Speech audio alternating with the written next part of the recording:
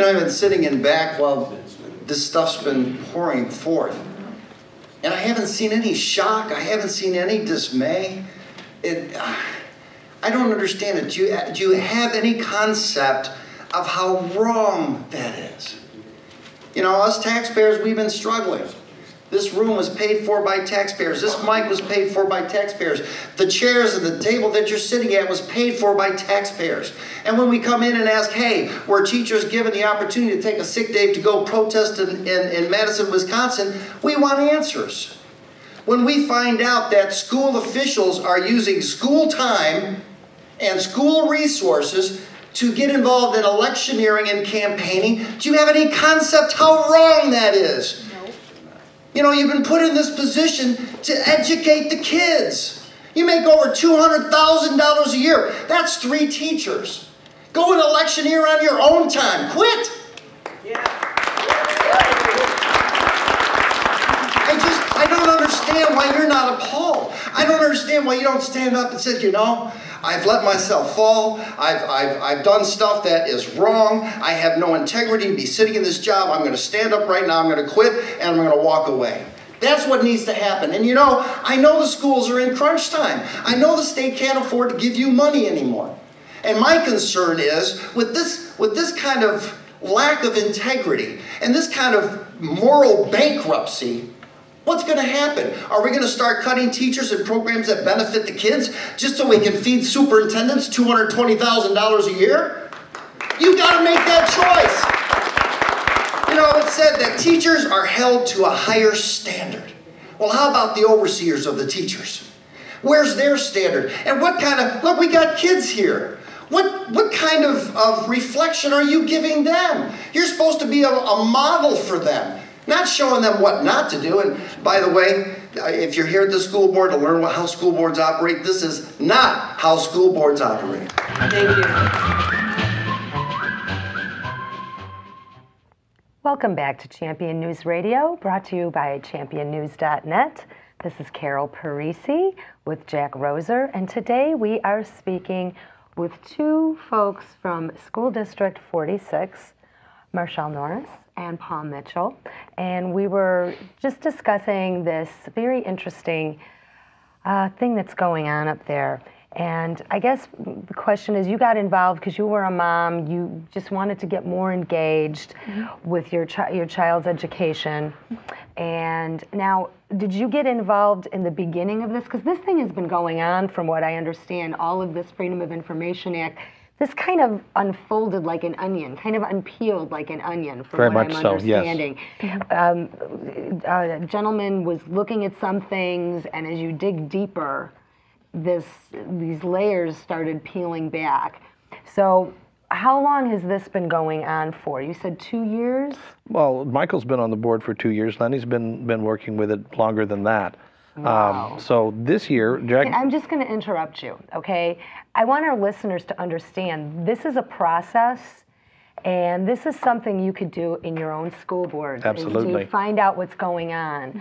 You damn well better do, because they're taking your money and they aren't educating the other. Your daughter is going to marry a product of the school system. You better worry about whether he's going to be a good American and whether he's going to hold a good job. Your daughter's education's important too, but think about who she's going to associate with. Are they actually equipped to be a good, understanding American? Well, so this has been, are we talking 4 years or longer? Something along those lines, yes. So this is a process. So the good news is that the time and the investment and the tenacity of Americans, just this. Now, how did this unfold? Was this just a community thing? Did you get help from outside organizations that do things like this? Somewhat. Lenny and Michael were able to get some assistance from the Americans for Prosperity. AFP came in with Joe Calamino came in, and they helped get the school board's check register online. The school board hasn't maintained that, but they at least made a start with Michael's leadership and with help from AFP. And then this year, Jack mentioned the protests in Madison. A rumor went around that some of our teachers in D46 were actually calling in sick and going up, getting the fake sick notes from the doctors on site, and participating in the protests in Madison. They're protecting their own bonanza. Exactly. Is what they are. The teachers from nobody should be fooled by it. Teaching is not like what you're getting in the ads that the teachers union is putting on. This is a very prized, high-paying thing for a short working life and a massive pension. For people who aren't familiar with the lay of the land, Grays Lake is only about 20-30 minutes from the Wisconsin border. Okay. Just to make sure that we point that out to folks. So it's not... Was this on school time? Were they paid to do this, or were they off anyway? How did that work? No, they called in sick. We had to hire, the school district had to hire substitute teachers to cost come in and cover for them. More money. Right. So they called in sick to go protest. We also found out later that the unions were calling on teachers to wear red in the classroom in support of their union brothers and sisters in Wisconsin. So they're actually politicizing their own classrooms in Grays Lake on behalf of the situation in Wisconsin. Wow. So this all happened before this election. Yes. I do want to hear more about some of the Freedom of Information Act papers. I heard there's and I'm coming to that. Hundreds of that. Okay. Because Michael made a call to the district office. Okay. And he's a school board member. He's entitled to know this. When he heard these rumors that our teachers were going up there, he called to ask how many teachers normally call in sick and how many are calling in sick this week. Very good question. He wasn't able to find out. Wouldn't that be public information? You'd think so. Because they're public servants. Aren't teachers considered public servants? And he wasn't looking for a list of who they were. He just wanted to know how many. Exactly. And this is another example of how this board does not answer the real questions of real taxpayers. So there was a belief that teachers were taking sick days to go protest in Wisconsin on taxpayer dollars. Is there a sub educating my daughter a week before state exams? Right. That's a concern to me because I want her teacher who understands her history and her background to be able to help guide and coach her to prepare her for the test. So I wanted to know how many teachers are out. I asked him the question, and basically it was turned around into some other event or issue, and then it was turned into, well, we can't answer the question because the superintendent is not in. Well, no one's asking for names of teachers. No one's saying what people should or shouldn't do on their personal time, but we should be able to ask the question where if we normally have 5 teachers out and now we have 50 out, right? It may be a concern because of whatever they may be doing, but as a mom, I was really concerned about the fact that this was a week before standardized testing. Right. And you want the best for your child. And I want my child's a teacher that's there that knows how to facilitate her excellence. Who knows my child. Exactly.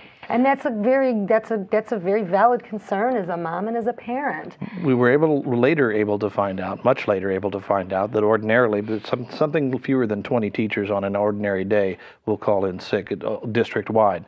During that week, there were at least 2 days when more than 60 teachers called in sick. Okay. Now, did they go up to Madison? Were they just off enjoying the sunshine that week in March? I don't know. But that was information that had to be found out by a member of the mainstream media through a FOIA request, and then he didn't write the story. In the meanwhile, the other 6 board members censured Michael Carbone for asking that question. They would not allow him to ask that question. They voted a formal censure resolution against Michael, and they alleged in the censure resolution that Michael had attempted to hack into a personnel database. Oh my goodness, this onion is getting stinkier. And they alleged further that he had done it with Marshall's assistance. Right. But so you're asking a question, especially because it's before these exams. You're not asking for names, you're not asking for their social security numbers, you're just asking for data, just numbers. Why was there so much pushback? I'm not really sure why there was a lot of pushback. What was interesting to me was that they chose to accuse him, find him guilty, and censure him within a 30-minute time span. Yet at the same time, now we have 300-plus pages of emails of questionable actions and decisions that were being made by the president, the vice president, and other members of our school board. And yet we have folks in our community saying, wait a second, we have to hear both sides. Wait a second, these emails have to be read and we have to understand the implication of them before we make any decisions. And I'm saying, why were you not supporting that same sense of balance when they were choosing to censure Mr. Carbone? Why is it when I was accused of something with absolutely no proof, not one email, not one phone call, not one person, you were okay with that? So the folks that are calling for accountability, the folks that are saying, hold me accountable, hold yourselves accountable, hold our schools accountable, you have a problem with that. But now you have 300 pages of emails and it's, wait, we have to hear both sides. Wow. Let's look for the reason that the school board is being so unreasonable with you, the person that's got a child in the school, and you're paying taxes like everybody else to get them. It's because the teachers' union is the most powerful political instrument in the state of Illinois.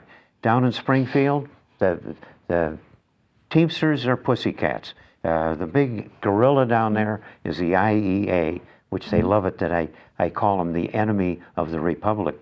But they are very powerful, and they have the money and the troops in the street to elect people to the school boards all over the state.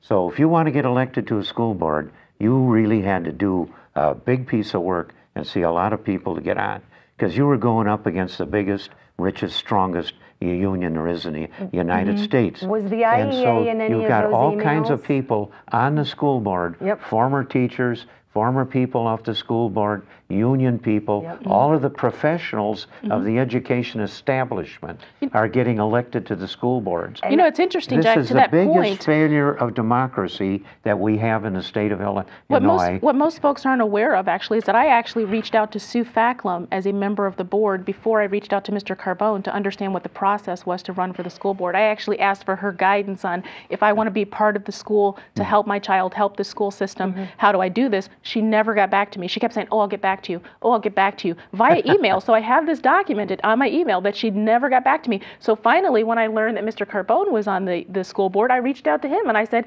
how do I run for school board? What did you do? Is there a petition? What do I do? And he actually then got back to me and said, here's the process you're supposed to follow. And then all of a sudden, people started again, marrying me to him and saying, you must be this because he gave you guidance. And I'm saying, I reached out to Sue first and got nothing. That's good that you have documentation. I'm interested to hear about what's in these 300-page documents. I think that we have some really interesting things that are going to be coming to the fore. I hope the Tea Party people all over the state of Illinois run for school boards. But realize you're taking on the toughest there are. That's really hard to get elected. So really be persistent. Well, I think we're going to hear more about what's in these 300-page documents, and we're going to be having Michael Carbone join us in a little while, too, to tell us what he knows of this. District 46.